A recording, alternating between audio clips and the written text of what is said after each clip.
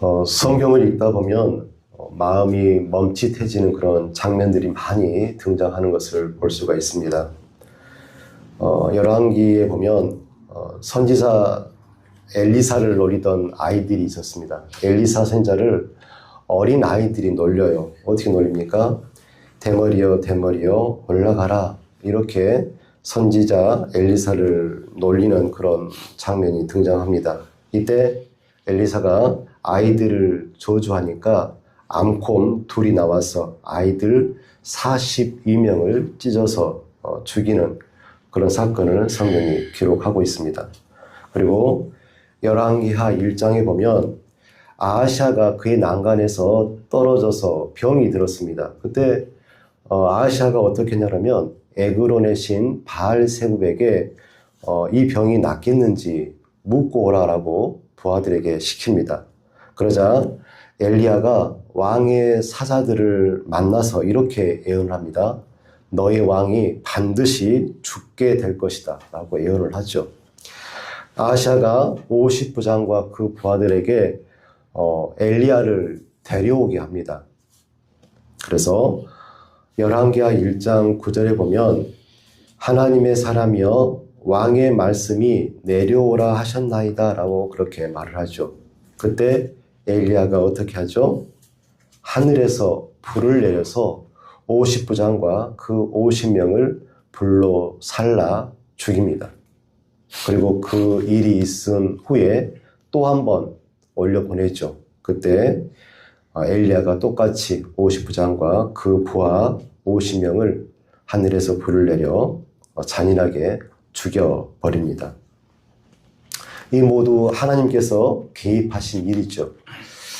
이런 모습을 볼 때 하나님은 너무 잔인하신 분이 아닌가, 왜 하나님 그렇게까지 하셔야만 했습니까? 라고 물어볼 수가 있죠. 적어도 사랑의 하나님이라고 한다면 이렇게까지 하실 필요는 없을 것 같은데 그런 기록들이 성경에서 자주 등장하는 것을 볼 수가 있습니다. 그런데 이 사건들을 조금 더 깊이 들여다보면 단순한 잔인함으로 설명하기는 어렵습니다. 왜냐하면 곰 사건을 보면 단순히 아이들이 장난을 한 것이 아니라 하나님의 선지자를 공개적으로 조롱하고 거부한 사건이었기 때문에 그렇습니다. 공개적인 조롱과 거부, 그리고 50부장 사건도 마찬가지입니다. 왕의 권력을 앞세워서 하나님의 사람을 끌어내리려는 하나님에 대한 도전이 바로 그 사건이었기 때문에 그렇습니다. 그러니까 이 사건들은 단순히 감정적인 그런 분노가 아니라 하나님을 무시하고 거부하는 시대 속에서 하나님이 어떤 분인지를 잘 드러내고 있는 사건들이다라고 볼 수가 있는 것이죠. 하나님은 침묵하시는 분이 아니라 때로는 분명하게 자신을 드러내시는 분임을 성경은 우리에게 증언하고 있습니다. 이 두 사건의 결론은 이렇습니다. 하나님은 잔인함이 아니라 믿음을 세우시는 분이다. 그렇다면 이 사건들의 본질은 하나님이 잔인하시다는 것이 아니라 하나님이 살아계시다는 것을 드러내시고 무너진 믿음을 다시 세우는 사건이라고 볼 수가 있죠. 만약에 하나님께서 아무 말도 하지 않으시고 아무 일도 하지 않으셨다고 한다면 사람들은 하나님을 더 이상 두려워하지도 않고 하나님을 찾지도 않았을 것입니다. 그런데 하나님께서는 개입하셨죠. 강하게 개입하셨고 분명하게 누구도 부인할 수 없게 그렇게 개입하셨습니다. 왜 그렇게 하셨다고요? 믿음을 다시 세우시기 위해서 개입하셨습니다. 바로 그 하나님께서 오늘 우리가 보는 열왕기상 17장에서 엘리야를 통해서 그 일을 계속해 나가고 있는 것을 볼 수가 있습니다. 한 사람을 살리고 한 가정을 살리고 그리고 믿음을 다시 일으켜 세우시는 하나님의 모습을 우리가 잘 관찰할 수가 있죠. 우리는 살면서 이런 질문을 간혹 하기도 합니다.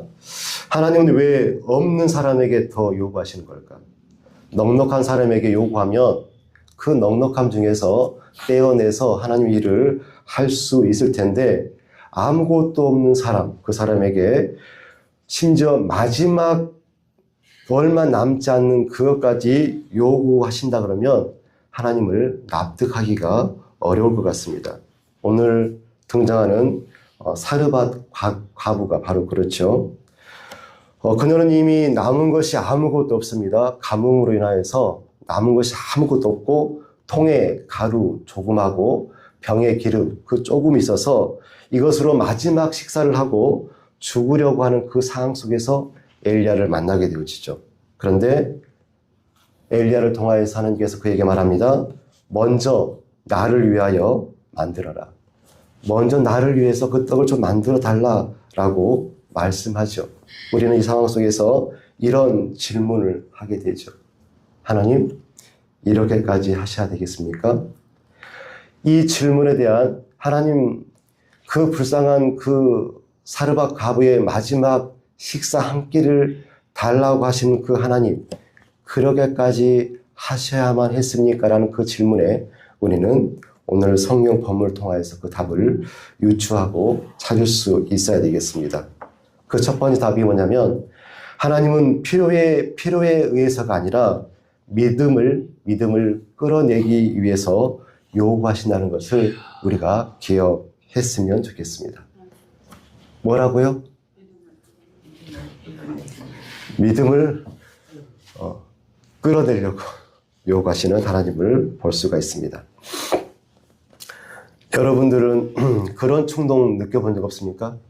예를 들어서 어느 기업의 회장이 손녀랑 같이 산책하면서 빼빼로를 하나 사줬습니다. 빼빼로. 손녀가 먹고 싶다고 하니까 요만한 손녀가. 그래서 놀이터 놀면서 손녀가 빼빼로를 다 먹고 그리고 마지막에 2개가 나와서 한 개는 입에 한 개는 손에 쥐고 있었어요.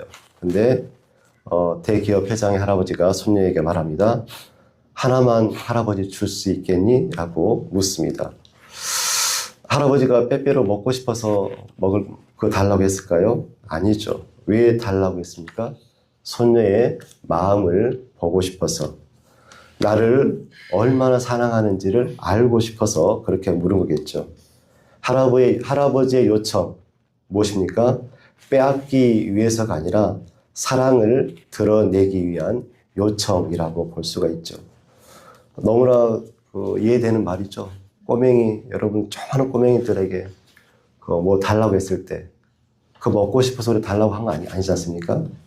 사랑을 드러내고 관계를 좀 형성해보고 싶은 그런 마음에서 그런 요청을 하는 것이겠죠. 엘리야가 그렇게 말합니다. 먼저 그것으로 나를 위하여 떡을 만들어 주시오라고 말을 합니다. 여기서 핵심적인 단어가 뭡니까, 여러분? 먼저 그것으로 나를 위하여 떡을 만들어 주시오. 이 문장에서 핵심 단어는 먼저입니다. 먼저. 하나님은 엘리야를 까마귀로 먹이신 분이지 않습니까? 사람의 도움이 없어도 얼마든지 주의 종 엘리야를 하나님은 먹이실 수 있는 그런 분입니다. 얼마든지 음식을 공급해 주실 수 있는 그런 분이시죠. 광야에서 이스라엘 백성들이 물이 없었을 때 시냇물을 내셨고, 그리고 하늘의 만나와 메추라기를 공급하셔서 그 많은 이스라엘 백성들을 먹이시고 입히셨던 분이 바로 하나님입니다. 그리고 이미 하나님께서는 신기한 방법으로 까마귀를 통하여서 엘리야를 먹이셨던 하나님이라고 한다면 이와 비슷한 방법으로 엘리야를 충분히 먹이실 수 있는 그런 하나님인데 굳이 40km나 떨어진 시돈까지 걸어서 사르밧 과부에게 가서 떡을 요구하시는 그런 모습을 보면 조금 의문이 가죠. 하나님이 요구하시는 것은 무엇이었을까? 하나님께서 특별히 요구하시는 것은 무엇이었을까? 하나님은 필요해서 요구하시는 분이 아니라 믿음을 드러내기 위해서 요구하신 분이라고 말씀을 드렸죠. 하나님이 요구하시는 것은 떡이 아니라 믿음을 요구하고 계신 겁니다. 과부가 고백하죠. 통에 가루 한 움큼과 병에 기름 조금뿐 그것을 먹고 죽겠다라고 그렇게 말을 하죠. 그런데 이러한 상황에 있는 그 여인에게 하나님께서 엘리야를 통해서 그거를 달라고 하시죠. 하나님은 여유분을 달라고 하지 않으십니다. 지금 과부에게 요구하고 있는 것은 마지막 그것을 요구하고 있는 하나님의 모습을 보게 되어집니다. 여기에 어떻게 반응하냐에 따라서 믿음이고 불신앙이라고 볼 수가 있겠죠. 믿음은 남는 데서 드리는 것이 아니라 마지막에서 드리는 것이 믿음인 것 같습니다. 내가 많이 가지고 있는 것 중에서 드리는 것이 아니라 내가 없지만 하나님께서 달라고 하시니까 내어 드리는 것이 믿음이라고 볼 수 있죠. 이 사르밧 가부의 이 나눔은 단순한 나눔이 아니라 생존을, 목숨을 하나님께 내어 맡기는 그런 선택이라고 볼 수가 있겠죠. 계속해서 엘리야가 말합니다. 먼저 그것으로 나를 위하여 떡을 하나 만들어서 주시오라고 말을 합니다. 핵심은 분명합니다. 오늘 말씀의 핵심은 아주 분명합니다. 먼저 엘리야에게 떡을 대접할 것인가, 아니면 그것을 가지고 아이와 자기가 그 떡을 먹고 죽을 것인가, 둘 중에 하나를 선택하라라는 것이죠. 그런데 하나님의 요구가 뭐라고요? 먼저 나에게 달라. 하나님을 먼저 우선순위에 두라라고 말씀합니다. 그리고 또 이렇게 해서 말합니다. 두려워하지 말아라. 이렇게 엘리야가 말하죠. 왜 이런 말 합니까? 여인을 향한 엘리야의 요구가 엄청 어려운 상황 속에서 그런 요구를 하고 있기 때문에 그렇죠. 생사의 갈림길에서 여인이 선택을 해야 되기 때문에 두려워하지 말아라 라고 말을 합니다. 그리고 계속해서 말을 이어가죠. 이스라엘의 하나님 여호와의 말씀이 나 여호와가 비를 지면에 내리는 날까지 그 통의 가루가 떨어지지 아니하고 그 병의 기름이 없어지지 아니하리라 하셨느니라. 두려움 앞에서 결정을 내리기가 참 어려웠을 것 같아요. 여러분이 만약에 이 사르밧 과부의 여인의 입장이 되었다고 한다면 선뜻 그 마지막 한 끼를 엘리야에게 내어주기는 상당히 어렵고 두려운 일이라고 생각이 되어집니다. 하지만 두려움 앞에서 결정을 내리지 못하는 그 여인에게 엘리야가 말하죠. 말씀을 근거해서 순종해 보세요라고 말을 합니다. 그러니까 오늘 본문에서 하나님께서 요구하시는 것은 네 가지의 믿음이라고 볼 수가 있어요. 첫 번째 믿음은 마지막을 드릴 수 있는 믿음이냐. 두 번째, 하나님을 먼저 두는 믿음이어야 된다. 세 번째, 두려움을 넘어서는 믿음이어야 된다. 네 번째, 말씀을 붙잡는 믿음이어야 된다. 이러한 믿음이 있었을 때 먼저 엘리야에게 공급하고 먼저 하나님께 드릴 수 있는 것이죠. 두 번째로 하나님은 순종을 통해서 공급의 통로가 되게 하십니다. 중요한 말씀인데 하나님은 순종을 통해서 공급의 통로가 되게 하신다. 누구를요? 사르밧 가부와 오늘 우리에게 그렇게 하시겠다 하십니다. 중요한 것은 순종해야지만이 우리가 공급의 통로가 될 수 있는 것이죠.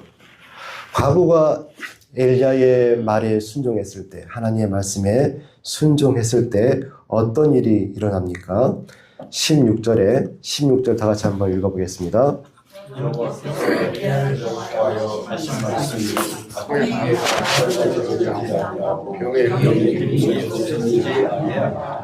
아멘. 그 통의 가루가 떨어지지 아니하고 그 병의 기름이 없어지지 아니하리라. 그런데 하나님의 방법이 참 놀라운 것이 뭐냐면 한 번에 많은 것들을 가뭄이 지나가기까지 많은 양들을 주시는 것이 아니라 끊어지지 않는 그런 공급을 하고 있는 모습을 보게 되어집니다. 이것도 하나님의 하나의 방법이겠죠. 그렇죠? 만약 하나님이 한 번에 창고에 가득 쌓을 수 있는 그런 양식을 주셨다고 한다면 어찌 보면 후반부에 가서는 사르밧 과부가 하나님을 찾지 않을 수도 있는 그런 위험도 있는데 하나님은 그렇게 하지 않으시고 날마다 조금씩 채워주시는 모습을 보게 되어집니다. 출애굽기 16장에서 하나님께서 만나를 공급하실 때 똑같이 하셨죠. 하루치의 공급을, 하루치의 양식을 이스라엘 백성들에게 허락해 주셔서 또 그 다음 날은 또 하루치의 양식을 공급받고 우리가 주기도문을 통하여 하나님께 기도하죠. 하나님, 우리가 우리에게 일용할 양식을 허락해 주시고 일용할 은혜를 하나님 주십시오라고 날마다 기도하죠. 똑같이 적용이 되어진 말씀입니다. 하나님은 날마다 양식을 공급하심으로 인하여서 하나님을 신뢰하는 훈련을 우리에게 시키시고 있는 것입니다. 그런데 중요한 것은 이 축복을 흘려보내는 통로로 사르밧 과부와 우리를 부르시고 있다는 것입니다. 오늘 본문 17장을 보면 하나님의 공급하시는 그런 흐름을 보면 하나님께서 과부에게 공급하시고 과부는 엘리야에게 음식을 공개하는 것을 보게 되어집니다. 엘리야는 과부를 통해서 먹게 되고 과부는 하나님을 통해서 많은 것들을 채워짐을 받게 되어지죠. 이 구절을 보면 하나님은 직접 일하시지 않으시고 사람을 통해서 일하시는 하나님을 우리가 잘 알 수가 있죠. 성경 전체에 대해서 성경 여러 곳곳에서 이러한 하나님의 모습을 우리가 보게 되어지는데 그래서 과부는 단순히 도움을 받는 사람이 아니라 하나님의 공급, 하나님의 축복을 전해주는 그런 통로로서 사용되어지는 것을 우리가 보게 되어집니다. 아브라함이 그렇게 사용이 되어졌죠. 쓰임을 받았는데 창세기 12장 2절 말씀에 너는 복이 될지라 라고 말씀하죠. 고린도후서 9장 8절 말씀에 모든 일에 넉넉하여 모든 착한 일을 넘치게 하려 하심이니라. 우리는 하나님 우리를 축복하시는 이유, 그 목적 무엇입니까? 축복을 흘려보내라고. 나 혼자 잘 먹고 잘 살라는 것이 아니라 그 축복, 그 은혜를 흘려보내라고 우리에게 은혜를 주시고 축복하시는 하나님을 우리는 잘 기억할 수 있습니다. 이 과부가 하나님께 공급받는 그 양식을 통하여서 자기 집과 엘리야도 먹겠지만 불우한 이웃들도 혹시 더 챙기고 돌보지 않았을까라는 그런 생각도 해어 봅니다. 결국 사르밧 과부는 하나님의 축복을 흘려보내는 통로로 잘 쓰임받았다라고 볼 수가 있겠죠. 우리가 또 기억해야 될 것은 순종하는 순간에 우리의 인생의 역할이 바뀐다는 것을 우리가 잘 기억했으면 좋겠습니다. 어떤 순간에 무엇이 바뀐다고요? 인생의 역할이 바뀝니다. 순종을 잘하면 우리의 본분과 역할이 하나님 보시기에 아름답게 역할이 바뀌어지고 조정되어지는 것을 볼 수가 있습니다. 여러분, 지금 엘리야와 사르밧 과부가 처음 만났을 때의 상황이 어떻습니까? 이 과부가 어떻게 하려고 했죠? 마지막 식사를 만들어서 먹고 죽으려고 하고 있습니다. 생존에 집착하고 있는 그런 마지막 모습을 우리가 보게 되어지는데 이 여인이 순종했을 때, 하나님 말씀에 순종했을 때 어떻게 됩니까? 하나님의 종을 먹입니다. 그리고 사랑하는 아들을 먹이고 타인을 먹이는 사람이 되어집니다. 한 여인이 그 어려움 가운데 순종했을 때의 결과가 뭐냐면 그곳에 하나님의 역사가 임하는 그런 현장이 된다는 것이죠. 이것은 단순한 변화가 아닙니다. 정체성이 바뀌는 사건이라고 볼 수가 있죠. 받는 사람에서 주는 사람이 되었습니다. 생존에 허덕이던 사람이 살리는 사람이 되었고 의지했던 사람이 쓰임을 받는 사람이 되었습니다. 하나님은 결핍 속에서 자신을 경험하게 하십니다. 아주 중요한 말씀이죠. 뭐 속에서 누구를 경험한다고요? 하나님은 결핍 속에서 자신을 경험하게 하십니다. 오늘 사르밧 사건이 바로 그것을 의미하죠. 17장 12절 말씀을 보면 먹고 죽으리라 라고 말을 하죠. 여인이 완전한 절망 상태를 의미합니다. 이건 먹고 내가 죽겠다라고 말하죠. 완전한 절망이죠. 더 내려갈 곳이 없는 그런 상황입니다. 그런데 하나님께서 바로 그 지점에 여인에게 요구를 하시죠. 먼저 나를 위해서 떡을 만들어 대접해라. 나에게 달라는 것이죠. 이것은 냉정하신 하나님을 드러내는 것이 아니라 이것이 하나님의 방식임을 우리가 기억했으면 좋겠습니다. 하나님 냉정해, 하나님 잔인하신 분이야 라고 우리가 이해할 것이 아니라 이것이 하나님의 방식임을 우리가 기억했으면 좋겠습니다. 완전한 절망이었죠. 더 이상 내려갈 곳이 없는 상태, 완전한 결핍 속에서 하나님을 경험했습니다. 사르밧 과부가 그렇죠. 이것이 오늘 성경 본문이 우리에게 주시는 메시지 중에 하나입니다. 아들을 잃고 다시 그 아들을 엘리야를 통하여서 살림을 받았던 그 여인의 고백이 24절에 잘 드러납니다. 여인이 어떻게 고백합니까? 24절 말씀 다 같이 읽겠습니다. 시작. 여인이 엘리야에게 이르되 내가 이제야 당신은 하나님의 사람이시요 당신의 입에 있는 여호와의 말씀이 진실한 줄 알아 하니라. 아멘. 내가 이제 당신은 하나님의 사람이요 당신의 입에 있는 여호와의 말씀이 진실한 줄 알겠습니다라고 고백합니다. 아주 의미심장한 말씀이죠. 당신이 이제서 하나님의 사람이요 당신의 입에 있는 여호와의 말씀이 당신이 내뱉는 그 말씀이 하나님의 말씀인 줄 내가 알겠습니다라고 고백합니다. 바울도 같은 고백을 하죠. 고린도후서 12장 9절 말씀. 내 능력이 약한 데서 온전하여짐이라. 약했던 그때가 가장 하나님과 가까웠을 때이고 가장 온전했음을 바울이 고백하고 있는 내용입니다. 사랑하는 성도 여러분, 하나님은 우리에게 무엇을 빼앗기 위해서 요구하시는 분이 아니시고 하나님은 잔인한 분도 아니시죠. 하나님은 우리를 살리시기 위해서 요구하신 분인 줄 믿습니다. 하나님은 우리의 많음을 우리가 많이 가지고 있어야지만이 그것을 통하여서 일하시는 분이 아니십니다. 우리의 생사의 갈림길에서 드렸던 작은 그 떡으로 우리의 믿음을 일으키시고 또 그것을 통하여서 일하시는 분이 바로 하나님임을 우리가 기억했으면 좋겠습니다. 그리고 우리가 드린 그 드림, 그 작은 것은 사라지지 않고 하나님의 손에서 끊임없이 공급되어질 줄로 믿습니다. 여러분에게 한 가지 질문을 드리겠습니다.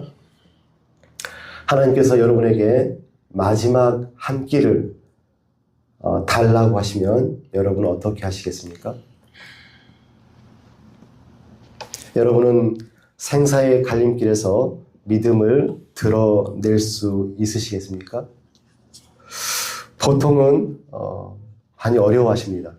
여유가 있어야지만이 하나님께 드리려고 하지만 하나님은 말씀하시죠. 먼저 그것을 나에게 달라. 먼저 드리는 것이 믿음이라고 말씀하시는 겁니다. 먼저 맡기는 것이 신앙이라는 것이죠. 우리 삶 속에서 하나님보다 앞서 있는 것이 있다고 한다면 그 순서를 올곧게 정리를 했으면 좋겠습니다. 하나님을 먼저 선택하시기를 부탁드립니다. 비록 그것이 생사의 갈림길이라고 할지라도 오늘부터 그 연습을 조금씩 시작했으면 좋겠습니다. 하나님 먼저, 하나님께 믿음을 보여드리는 우리의 신앙 되기를 간절히 축복드립니다. 기도하겠습니다.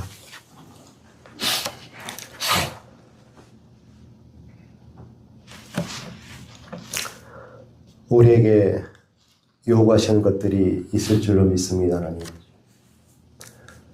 우리에게 부여하신 그런 사역들도 있고 우리를 부르신 이유도 있을 줄로 압니다. 그래서 우리에게 많은 것들을 요구하실 줄로 믿습니다. 하나님, 하나님의 요구 앞에 믿음으로 응답하는 우리가 되기를 간절히 소원합니다.